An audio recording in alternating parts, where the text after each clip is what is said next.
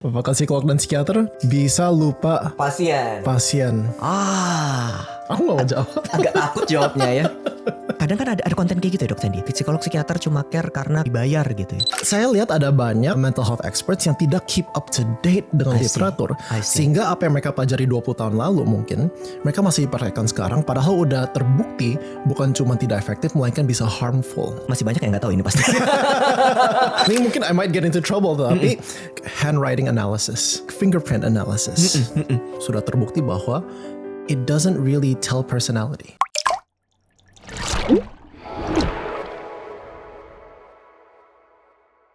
Halo rekan-rekan sekalian, kembali di dalam Wellspring Conversation dengan saya, Dr. Jimmy Ardian, dan kita juga bersama Dr. Sanderson Oni hari ini. Kita mau, apa sih ini namanya? Kok aku ngobrol sama Dok Jim, kebawahnya pengen ketawa ya? Gak apa-apa juga sih kita ketawa bersama. Memang di section ini kita akan tertawa bersama dulu. Ada kejutan dari tim sosial media, dan sebenarnya saya juga gak tahu ini isinya apa. Kita mau main-main dulu. Apakah psikolog dan psikiater sponsored by Google? No, it's not sponsored anyway. One day. One day. Halo Google, kami bisa dihubungi di nomor di bawah ini. First question. Drum roll. Apakah psikolog dan psikiater selalu benar? That's a tough question. Ini siapa sih yang nulis kok jadi susah pertanyaannya? Saya persilakan Dok Jimmy untuk menjawab terlebih dahulu. Di Wellspring sendiri ada banyak psikolog dan psikiater. Dan entah kenapa saya percaya kami pun sering berbeda pendapat. Jadi kalau dibilang selalu benar, should be not ya harusnya ya. Tapi yang dimaksud dengan benar, apakah benar diagnosis? Benar juga. Benar treatmentnya? Benar follow up-nya? Benar case formulation-nya? Karena there's a lot of components. Ada banyak komponen dalam menangani satu kasus. Betul. Saya tadi cuma mikir benar sebagai pendapat. Tapi kalau psikolog dan psikiater benar sebagai keseluruhan konteks, kata selalu, I don't think so juga ya. Pertanyaan, apakah dokter selalu benar? Jawaban dengan sederhana dan cepat tidak. Jadi sama dong, dengan segala profesi medis maupun psikologi, kita ketahui bahwa bukan soal benar salah, bukan binary, melakukan probability. Jadi kenapa kita menggunakan terapi, mengapa kita menggunakan teknik yang evidence based untuk meningkatkan probabilitas bahwa orang ini bisa sembuh. Jadi there is nothing, gak ada kepastian sebenarnya.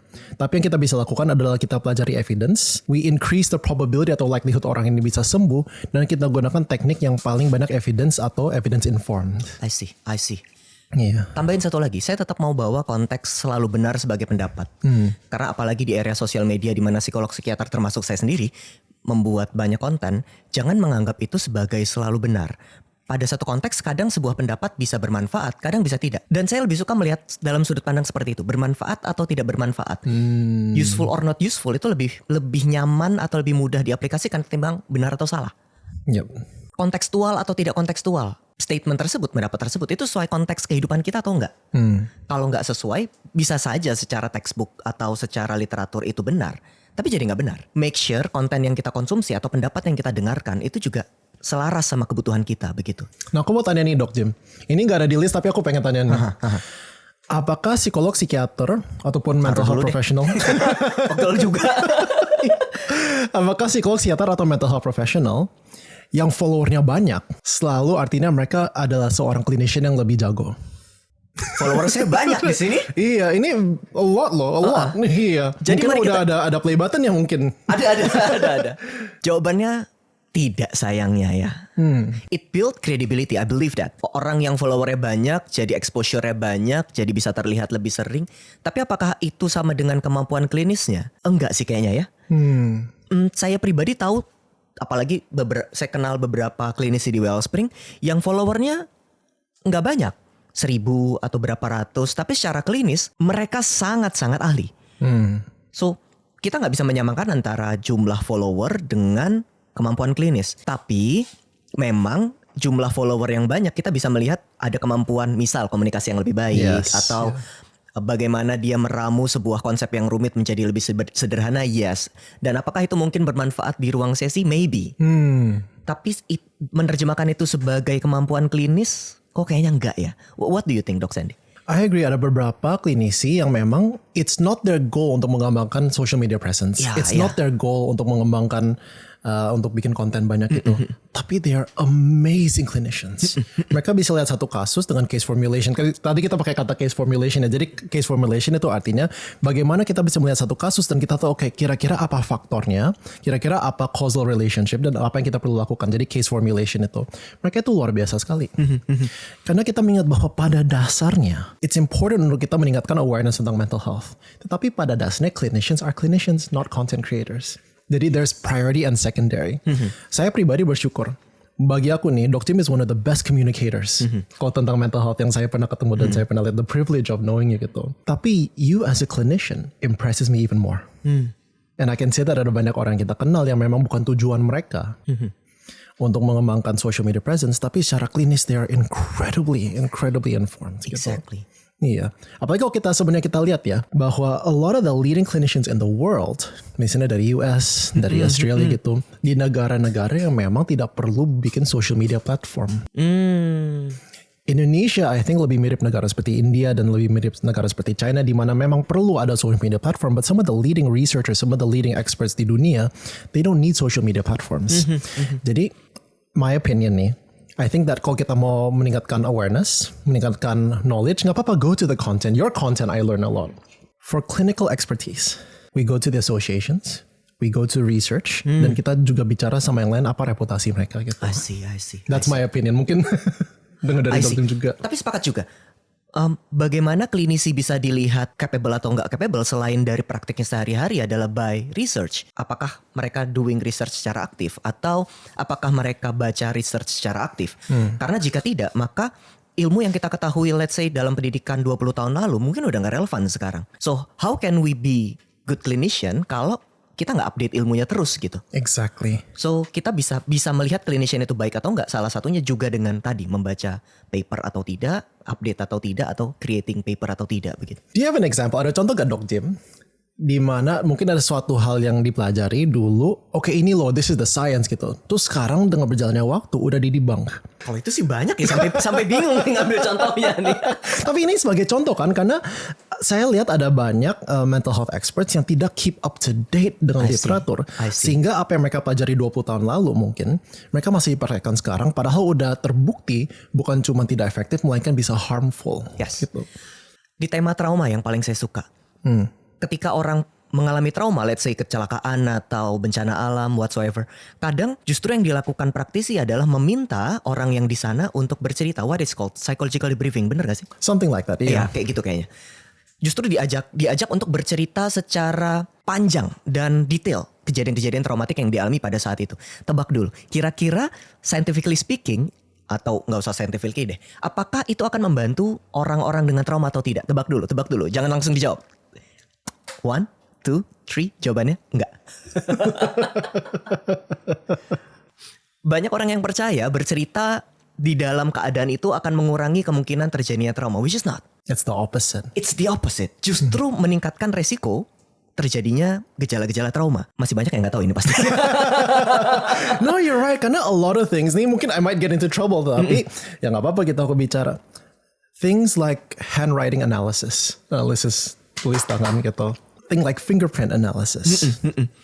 Unfortunately, dengan berjalannya waktu sudah terbukti bahwa it doesn't really tell personality. It tells your fingerprint anyway. Yes. Oh yeah, it tells you. Tapi that's the thing. Jadi the quality of a clinician, atau benar atau salahnya atau kualitasnya seorang psikolog psikiater bisa dibilang if they're up to date with the scientific literature, bukan dengan TikTok trend. Karena itu justru secara tren bagus di TikTok. Iya. Bagaimana kita membaca kepribadian dengan jempol Anda itu kan pasti ramai. Science is sometimes boring. Science dan research kadang-kadang nggak bisa dibikin konten TikTok, kadang-kadang nggak bisa dibikin reels, tetapi it's the foundation dari segala yang kita lakukan dalam klinik. It is the foundation. Jadi kita bicara tentang cognitive behavior therapy, acceptance commitment therapy, itu bukan cuma satu orang bikin terus jadi opini, no. Itu ada researchnya. Dok Sandy, saya membayangkan kalau teman-teman nonton ini ada kemungkinan mereka mikir begini. Kalau begitu, ketika kita ngomong betapa sains begitu pentingnya, apakah sains selalu benar? Mereka pasti ada yang mikir kayak gitu. Kok sains kayaknya dari tadi diangkat terus. Emang sains selalu benar? Science has a higher probability of being right. Sama seperti psikolog dan psikiater, apakah mereka selalu benar? Enggak. Tapi kalau dibandingkan pengetahuan psikolog dan psikiater dibanding orang awam, well, psikolog dan psikiater punya kemungkinan lebih besar untuk dalam benar bisa mendiagnosa. Of course, like never self-diagnose, tapi dalam diagnosa bisa dengan teorinya, dengan case formulation, dengan treatmentnya. Sama, apakah sains selalu benar? Enggak. Tetapi sains karena proses yang dilalui punya kemungkinan yang lebih besar untuk bisa mencapai yang what we call the truth. Is it always perfect? No. Bahkan kalau Anda tertarik bisa lihat bahwa tahun 2012 ada yang dinamakan replication crisis, di mana banyak penemuan dan penelitian di psikologi ternyata terbukti tidak benar gitu. Tetapi karena prosesnya, it is closer to the truth. Ya. Menurut aku nih. Aku juga nganggap sains itu kayak kita menarik sebuah benda yang unknown dari ruangan yang sangat gelap. And little by little, benda itu makin lama makin kelihatan. Tapi at first yang bisa kita lakukan cuma nebak dari yang kelihatan. Itu tuh sebenarnya apa? Apakah yang kita lihat saat itu pasti benar? Belum tentu. Karena psychological debriefing juga awalnya dikemukakan pendapat oleh ahli. Yang ternyata turns out enggak tepat. Tapi that's science menurut saya. Karena dia menyediakan ruang untuk membuktikan diri sebagai benar atau salah. Dan itu yang membantu kita mengambil keputusan lebih rasional pada akhirnya. Karena kalau let's say beberapa pendekatan yang gak bisa dibuktikan salah, yang disalahkan akhirnya kliennya. Yes. Yeah. So kita butuh pendekatan yang justru bisa terbukti salah di sini. The falsifiability. Ya. Nah, I think that's a great example. Itu contoh yang sangat baik menurut saya. Jadi kalau misalnya kita ambil analogi yang sama, satu orang mereka menarik benda tersebut dan perlahan-lahan terlihat, oke, mereka tebak, mereka guess, mereka bisa lihat, dan satu hari bisa mencapai hopefully the truth gitu. Dibanding dengan satu orang, dia nggak narik. Dia cuma lihat dalam kegelapan terus nebak-nebak doang. Of course, pada saat itu dua-duanya mungkin tetap salah. Tetapi yang pertama lebih dekat kepada the truth, pada kebenaran yang aslinya gitu. And I think that's a process of science, that's a process of self-improvement. Jadi in my opinion, apakah psikolog psikiater selalu benar? Enggak. Tetapi the good ones are the ones yang keep up to date with research. Yeah. Or apalagi dengan, I don't know if I can share, but Dr. Jim is doing his PhD, which is incredible.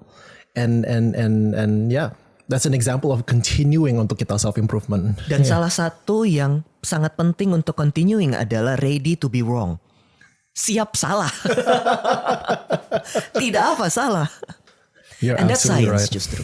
Iya. Thank you pertanyaan sulitnya ya tim sosial media. Ini kalau yang pertama aja udah sulit, aku takut nih sama yang lain. But let's see, apakah my guess selalu benar barusan ya? Karena kalau yang satu susah, kebayangnya yang kedua juga susah. Coba kita lihat. Yang kedua adalah Apakah psikolog dan psikiater bisa dibohongi? 1000%. Yes. Psikolog dan psikiater tidak diajari untuk membaca pikiran teman-teman. Itu adalah satu mitos. Sebentar. Bukankah psikolog dan psikiater bisa membaca wajah, Dok Sandy? Waduh. Enggak, ini ada background story-nya. Jadi awal-awal psikolog dan psikiatri itu semuanya tentang prediction. Semuanya tentang analisis. We talk about subconscious theory. We talk about facial analysis. Bagaimana kita ekstrak informasi dari orang tersebut yang mungkin mereka tidak sharingkan kepada kita. Yes. Gitu. That hasn't worked. Penelitian menunjukkan bahwa microfacial analysis itu kebanyakan nebak-nebak. Sebenarnya gitu. That's the thing. Aku nggak salahin expert-expert tersebut karena mungkin mereka saat itu pendidikannya micro expressions dianggap sebagai state of the art yang masih baru gitu. Dengan berjalannya waktu, lama-lama sudah dianggap sebagai pseudoscience. Kenapa kemampuan manusia untuk membaca micro expression is not very good? Mungkin kita tebaknya benar dan tebaknya salah, and it's not an effective way untuk kita tahu sebenarnya orang sedang mikir atau merasakan apa gitu. Makanya sebenarnya psikolog dan psikiater menurut saya nih, dan aku mau dengar pendapatnya Dr. Tim juga, yes bisa dibohongi, tapi ngapain udah bayar ketemu terus bohong? Yang keluar duit siapa? Bener. And I agree. Psikolog dan psikiater tuh bisa banget dibohongi. Apalagi dengan tendensi ketika psikolog dan psikiater itu mendengarkan, mereka mendengarkan sepenuh hati dengan menganggap penjelasan atau cerita dari klien ini sebagai sesuatu yang patut diresapi. So kemungkinan dibohongi justru menjadi semakin besar loh. Kecuali kalau ditemukan kemudian ada wawancara di konteks yang berbeda atau wawancara ke keluarga dan lain sebagainya dan ditemukan ada perbedaan point of view, mungkin ada pikiran-pikiran tertentu di sana. Tapi secara prinsip bisa banget dibohongi. Facial expression itu juga konteksnya luas. Ada bukan cuma konteks budaya, konteks keadaan kita aja. Let's say Dok Sandy sekarang ini kakinya lagi sakit. Kalau wajah dia kemudian merengut saat saya ngomong, maybe di kepala saya kalau saya mau nebak-nebak, oh dia nggak suka ketika saya ngobrol sama saya. But maybe that's not the truth. Emang lagi sakit. Bentar, gitu ini kan perlu ya. ada tunjukin bukti ini. Ini Dok Jim gak bohong, ini saya jalan ke sini pakai tongkat. Jadi kalau wajahnya merengut atau kelihatan nggak nyaman, maybe, just maybe, ya emang karena sakit. Tapi ketika kita main tebak-tebakan, konteks-konteks kayak tadi tuh jadi nggak kelihatan. Apakah orang tersebut mules? Iya. Apakah orang tersebut kebanyakan minum kopi tadi pagi, whatsoever? Sehingga dalam tanda kutip, jangan-jangan pikiran kita yang sedang mengelabui kita, itu tebakan-tebakan kita saja yang datang dari persepsi kita tentang orang ini. Projection. Iya.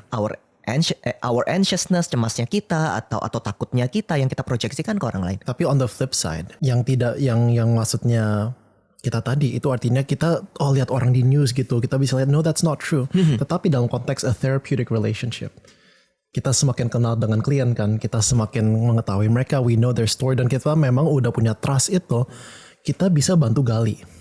Yes. So it's not that kita bisa baca pikiran, tapi dengan kita membangun relationship, dengan kita sudah di-equip dengan literatur, dengan teori yang evidence based, dengan framework terapi, bisa kita bantu orang tersebut gali certain things gitu. Yes. But it's not like aku lihat orang ini dari jauh, wah pikirannya pasti ini. No, not at all gitu. Dan kalau misalnya kliennya itu ketemu psikolog dan psikiater dan mau berbohong, there's nothing they can do, right? Tapi if you open up, if you trust, yang kita ada therapeutic alliance, kerjasama sebenarnya psikolog, psikiater dan klien itu partnership gitu. Justru di sana psikolog dan psikiater bisa membantu kan, open untuk menggali, untuk bisa bantu kita untuk yang tadi pikirannya ruwet, untuk bisa mungkin diluruskan sedikit, dibantu itu. So that's possible. Jadi tenang aja, mau datang ke psikolog atau psikiater nggak perlu takut nanti mereka baca pikiran. Nggak bisa. Kita baca jurnal aja udah pusing. We don't read minds. Absolutely. Menakutkan ya. Kenapa saya mau membuka ini? Number 3, apakah Number psikolog 3. dan psikiater bisa? Wow, ini gue suka nih. Bisa lelah mental pasti maksudnya kan ya. Did you know the rate di psikolog dan psikiater itu lebih tinggi daripada general population dengan orang awam? Bahwa jumlah dan bukan jumlah, rate per kapita ataupun burnout ataupun depresi psikolog dan psikiater is very high. Ya. It's very very high karena you're a psychologist. At least I don't know in other places, but I know that our team gitu, we really care. Ya. Dan empati itu it's tiring. Kadang-kadang I know a lot of our team kepikiran gitu sampai ke bawah rumah. I don't know about your experiences, but that's what I find sih. Ya. Beberapa tim kita bahkan sampai butuh dalam tanda kutip libur lebih panjang karena burnout itu. So, bisa lelah mental? Jawabannya dengan mudah bisa. Mungkin yang teman-teman pikir kemudian, bukankah psikolog psikiater sudah punya cara untuk mengatasi ini? At least kita belajar, kita tahu teorinya, kok masih bisa lelah? Saya berpikir untuk ngajak teman-teman ngelihat secara broad lebih luas lagi. Ketika kita mendengarkan sebegitu intimate-nya, ada banyak konteks yang terjadi. Pertama, kita seperti ikut merasakan perasaannya. Dan yang saya amati di dalam praktek saya, ketika seseorang bercerita tentang sesuatu, di kepala saya itu ada gambarnya. Visualization Iya, gitu. seperti saya juga ikut mengalami. Ini tuh kayak seperti trauma karena mendengarkan orang lain bercerita. Bukankah trauma bukan hanya tentang apa yang terjadi, tapi ketika orang terdekat, orang yang kita pedulikan mengalami sesuatu dan dia bercerita lalu muncul di kepala. And it happens quite a lot. Apalagi kalau kliennya banyak, maka yang di kepalanya juga banyak. Lelah secara mental ini juga yang aku pikirkan bentuknya bisa jadi kayak tadi burnout, tapi bentuknya bisa jadi kayak apathy. Iya. Aku nggak peduli, ya udah klien datang resepin pulang. Kita melihatnya sebagai terapis yang tidak peduli. Maybe it's not. Mungkin sudah terlalu lelahnya karena jumlah jam kerja, sistem tempat dia bekerja harus pakai insurance sehingga pasiennya sehari 60, etc. It is impossible buat berempati dengan durasi dan jumlah sebanyak itu. Ketidakpeduliannya besar kemungkinan justru bukan karena dia nggak capable, tapi karena bisa lelah secara mental. Dan kalau udah 60, apa strategi yang bisa kita pakai untuk meredakan stresnya? I think so. Ada satu penelitian menarik yang menunjukkan bahwa psikiater selesai dari Perang Dunia Kedua, mereka banyak counseling kan. Mereka sendiri mulai ada simptom PTSD. Mereka malah ada simptom post traumatic stress disorder padahal mereka nggak ikut perang. Jadi di otak kita itu ada namanya mirror neurons. Jadi mirror neurons ini tuh ada sel-sel di belakang dan ini adalah the suspected foundation dari empati untuk kita bisa merasakan apa yang orang itu rasakan. Jadi saat kita mendengarkan cerita bukan cuma kita proses secara psikolog dan kognitif, enggak, ada sel di otak, ada neurons di otak kita yang memang tujuannya untuk membuat kita merasakan apa yang orang itu rasakan atau orang itu alami gitu. Dan pada kenyataannya banyak orang yang burnout, terutama psikolog psikiater, bukan karena as you said dokter, bukan karena tidak peduli, karena terlalu peduli. Karena mereka terlalu peduli dengan jangkauan waktu yang terlalu panjang sehingga it's capek gitu secara mental. Yang saya amati, dan ini bukan cuma Indonesia, ini di mana-mana. Pekerjaan psikolog dan psikiatri is a sacrifice. It's a sacrifice yang menghabiskan our own emotions, our own soul, our own heart gitu. Sehingga of course it makes sense. Aku nambahin satu konteks dikit. But it doesn't mean teman-teman jadi hesitant buat ke psikolog psikiater karena nanti takut jadi beban buat ke psikolog psikiaternya. No. Yeah. Kadang orang yang terlalu mikirin orang lain malah mikirin profesionalnya juga. Dan itu justru mengganggu proses sesi. Kita jadi kurang terbuka, kita jadi kita jadi takut untuk membagikan kisah karena takut menjadi beban buat orang lain. Jadi instead of takut membagikan, justru teman-teman bisa menceritakan bahwa aku takut membagikan. Poin itu pun perlu diketahui sehingga terapisnya bisa lebih punya banyak konteks untuk mendengarkan. Kalau ini ceritanya udah bagus terus, apakah ini bagus terus karena bagus atau karena kamu takut menceritakan karena kamu takut jadi beban, ya gitu.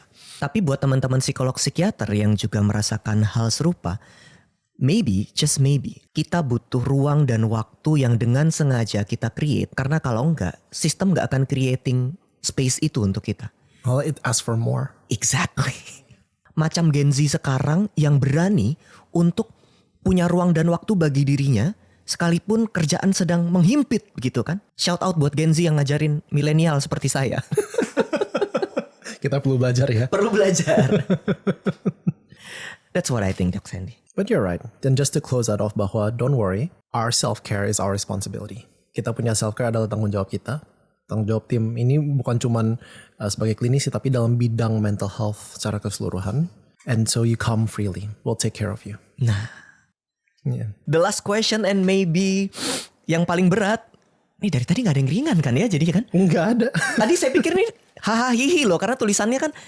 Shout out to our social media person Tabita yang bikin pertanyaannya. Thank you Tabita. Thank you-nya agak kesel sih sebenarnya. Let's see the last question. Apakah psikolog dan psikiater bisa lupa pasien?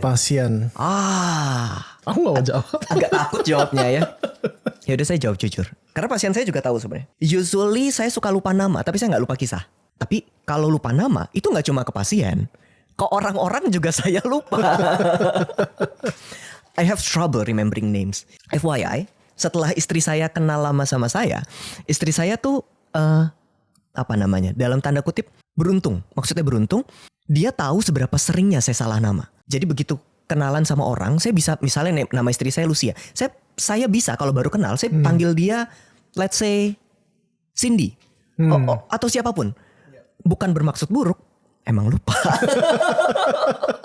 Apakah mantan saya yang namanya Cindy? Belum tentu, emang lupa aja gitu. Seburuk itu ketika saya baru awal kenal. Apakah saya nggak care? Enggak, gue care tapi lupa. Cara kerja otak manusia kadang begitu unik. Saya bisa ingat nama peneliti, nama penulis buku, tapi kalau nama orang tuh so yes, saya lupa nama. Tapi kalau lupa cerita, I don't think so. Karena begitu sudah mendengar kisah yang sedalam itu dengan perasaan, somehow itu pasti ada bukan cuma tentang kisahnya tapi ada rasanya. And that's how our brain make memories.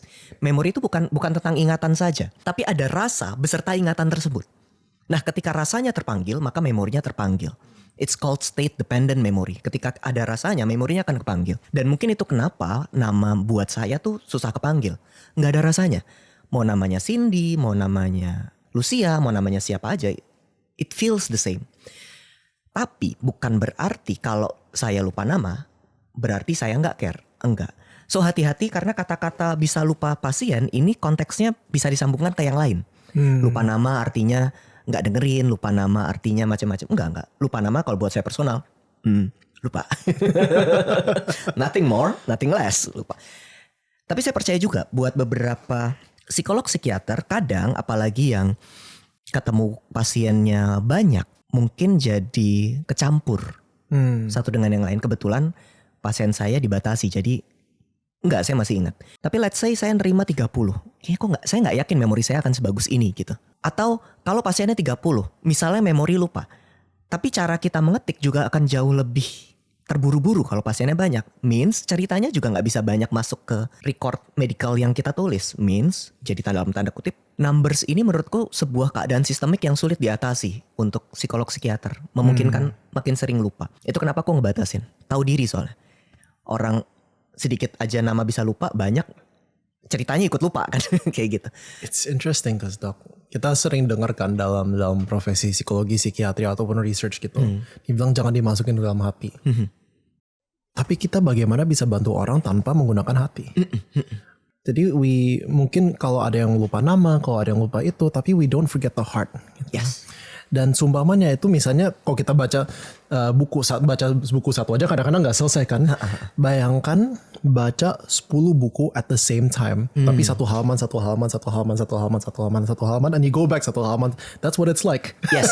Banyak klien atau banyak pasien gitu. And that's why banyak orang tidak sadar bahwa dalam profesi psikiatri ataupun psikologi itu sebenarnya banyak sekali pekerjaan di luar sesi. A lot of ini gimana nih, ini treatmentnya bagaimana, ini kita harus summarize case notesnya seperti itu. Jadi sebenarnya there's a lot of work yang dilakukan oleh psikiater ataupun psikolog outside of the sessions. Salah satu privilege jadi salah satu co-founder dari Wellspring ini tuh saya bisa lihat dengan dekat seberapa besar Dok Jim dan klinisi lain itu care dengan patient, dengan klien gitu. Mungkin banyak yang nggak tahu bahwa di luar sesi kita setiap bulan itu ada case discussion, tentunya dengan anonim, tapi banyak waktunya kita. You wanna share a little bit about what we've been doing? Ya. Jangan samakan ini dengan membicarakan keburukan orang waktu kita nongkrong di kafe, teman-teman. Case discussion is about bringing complex cases. Kasus-kasus yang mungkin butuh dibicarakan bersama untuk dinilai atau dibantu melihat jalan keluar yang berbeda. Yang mungkin kalau saya lihat secara personal nggak kelihatan. Semakin banyak kepala yang memikirkan, semakin banyak opsi-opsi yang bisa dilakukan. And that's what we do. Dan Dok Sandy waktu itu pernah mengingatkan, a good clinician dimanapun itu selalu di dalam prakteknya incorporate case discussion. Karena dengan case discussion kita bukan cuma bicara tentang klien, kita bicara tentang apa skills yang mungkin saya miliki yang perlu di-improve untuk menghadapi klien tersebut. Atau saya bisa belajar dari pengalaman orang lain. Oh, if we handle this kind of case, strateginya A, B, C, D, begitu.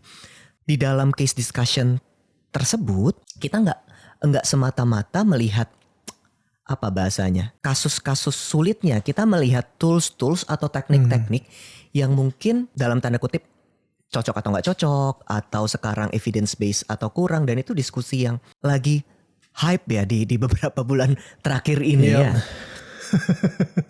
Dan itu bukan cuma tentang clinician, ini tentang memperlihatkan betapa sebenarnya klien itu jadi sosok yang diperhatikan, atau kami care dengan klien. Karena kalau enggak ya ngapain dipikirin sampai di luar jam kerja. Dok Sandy harus malam-malam itu kan berarti ya. Oh, di sana biasanya antara jam 9 atau jam 10 malam jam mulainya. 9 sampai jam 10 malam kita overthinking begitu kan ya. How can we help this client? Dan itu bergantian.